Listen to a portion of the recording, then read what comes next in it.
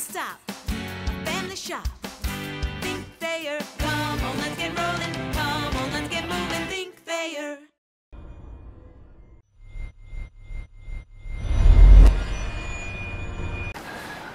Fred Coppet needed 130 to reach 1,000 for the season, and he got 160 today, so 1,030 yards. Questions for Fred?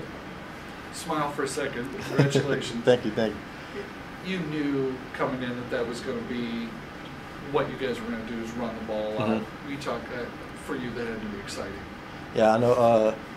Like I was telling Coach all week, hey, I got to get 130. I got to get 130. And it was like, man, we got to win the game. We'll worry about that later. So I got it.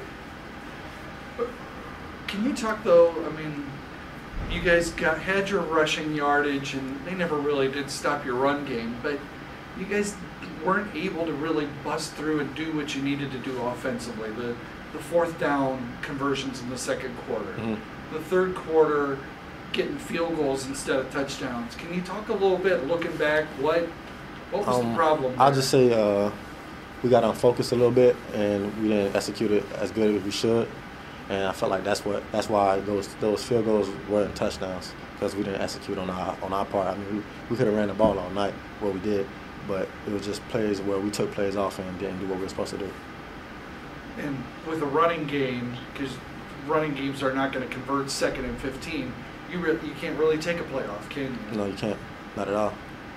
Will you talk a little bit about what's going through your mind as you're watching those final plays in the fourth quarter? Oh, those last ones, I was like, we got to get a stop here. We got to get a stop. And then I seen T. Bush go down. I'm like, oh, the time would have ran out. You got to get up. But they held their own and did what they were supposed to do. So shout out to the defense. And can you talk about your emotions? I mean, this is not the season you wanted, but the emotion of getting a third straight win. Yeah, it feels good to go out winning. I mean, like you said, we didn't accomplish all our goals, but we seen what we could have done and where they can build at next year. So, I mean, I know the coaches know what they're going to do next year. We got great backs, and they're going to bring in some more great receivers. I mean, we got great receivers, but we're just going to add on. And I realize that a 3-game win streak doesn't equal going back to the MAC championship, getting another bowl game, winning the MAC. You know, a lot of goals that we're left wanting. Does at least salve the wound a little bit, make it feel a little better? Yeah, I mean, of course, we all disappointed that we didn't make it to where we wanted to be. It would have been the 4th time in a row, but you got to take the good with the bad, and going out with wins, that's a good way to finish the season. I know Thomas and I talked to you a little bit about this earlier in the week. The seniors just trying to keep this thing going or get it back in the right direction. I mean, do you feel like you're handing it off in a good spot to these underclassmen? Oh yeah, definitely. You got guys like Donovan Wilson, who's definitely going. He's one of the hardest working people on the team, hands down, and everybody is going to gravitate towards him just because he works hard. And I mean, why wouldn't you want to be great?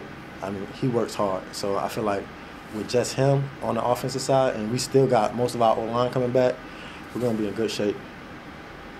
And then the defense, they're young, but they're playing like they're upperclassmen these last couple games. So I think we got a good thing for next year. And if you could, we hear the old willing to underclassmen when you're leaving. What's the thing that you would tell these underclassmen as they get ready for next year? I mean, what should they know? I'll tell them to work hard. Just work hard, get in that film room, know your opponent, and every day is a competition. You got to work.